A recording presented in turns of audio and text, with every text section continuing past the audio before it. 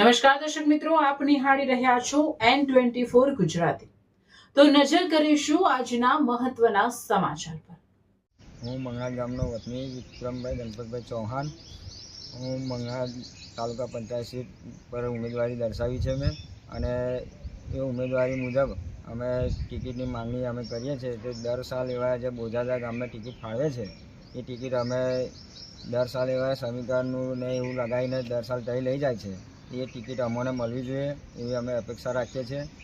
અને એ ગામના 1000 મત હોવા છતાંય એ દર સાલ એમને ટિકિટ આપે છે પાર્ટી, તો અમારા 2800 મતદાનનું હોવા છતાં અમને ટિકિટ ફાળવતા નથી। મારું નામ સુરેશભાઈ પરસોત્તમભાઈ પટેલ।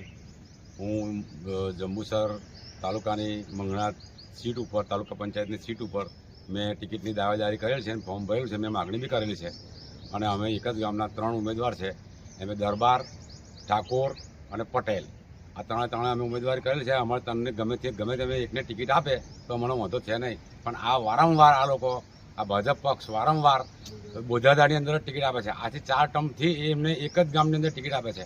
અમારા ગામની અંદર 2800 મત છે અને એમના ગામની અંદર ખાલી 1000 મત છે, તો પણ એ આ લોકો એમને ટિકિટ આપે। જો આ ટિકિટ અમારા મંગળા ગામની અંદર આપવામાં નહીં આવે તો અમે અમારી રીતે અમે ગમે તે બદલી કાઢીને પક્ષને નુકસાન કરીશું।